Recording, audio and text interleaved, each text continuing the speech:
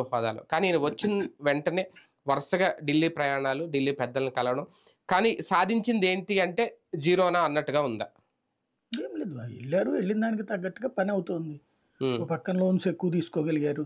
ఇప్పుడు మొన్న మామూలుగా మనకి ఈ నెలలో ఉన్నటువంటి లెక్క ప్రకారం రిజర్వ్ బ్యాంక్ గైడ్‌లైన్స్ ప్రకారం అయితే మనకెంతుంటది? ఒక 2000 ఒక వారం, హ్మ్. హ్మ్. 5000 ఒక వారం, హ్మ్. మళ్ళీ ఈ వారం 2000 ఇట్లాగుంటది.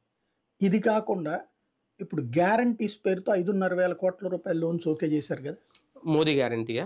అహా! హ్మ్. వీళ్ళ వీళ్ళ గ్యారంటీ. అంటే గ్యారంటీలు. హ్మ్. రాష్ట్ర ప్రభుత్వపు గ్యారంటీలు అంటే హ్మ్. వేరే లోన్స్ తీసుకోవాలంటే హ్మ్. ఎఫ్ఆర్‌బిఎంని హుహు. దాటకుండా ఓకే. ఆ! ఉండేటందుకోసం కొన్ని విధానాలు. అది కేంద్రంతో ఒప్పించాలన్నమాట. హుహు. హ్మ్. అది జరిగిందనిపిస్తోంది. ఎందుకంటే నిన్నటి క్యాబినెట్ మీటింగ్‌లో ఓకే చేసినటువంటి 2 కలిపి 5,500,00,00,000 అప్పు తీసుకోవడానికి. అందులో సివిల్ సప్లైస్ పేరుతో 3,000,00,00,000 హ్మ్. ఇంకొక దాని అంటే అదే పేరుతో రాష్ట్ర ప్రభుత్వం 2,000,00,00,000 షూరిటీలు పెట్టుకొని బ్యాంక్ ఆ! లోన్‌లివ్వడం. అది. తీసుకోవడం. హ్మ్. ఇది ఇంతకు ముందు జరిగింది. హ్మ్. అప్పుడు దాన్ని తప్పుపట్టింది తెలుగుదేశం పార్టీ. ఇప్పుడు అది అదే పని చేస్తోంది.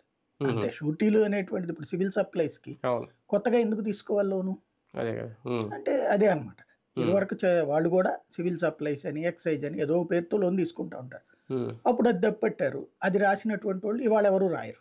అవును. సహజం అది. హ్మ్. ఇప్పుడు అది తీసుకున్నారు. హ్మ్. తీసుకోవాలంటే సెంట్రల్‌తో ఇబ్బంది లేకుండా చూసుకోవడం అన్నమాట. హ్మ్. కాబట్టి అది సాధించుకోగలిగారు.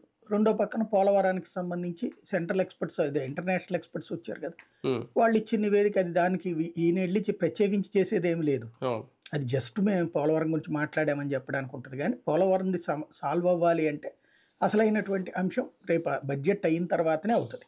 హ్మ్. ఏంటది అంటే ఆర్ అండ్ ఆర్ ప్యాకేజ్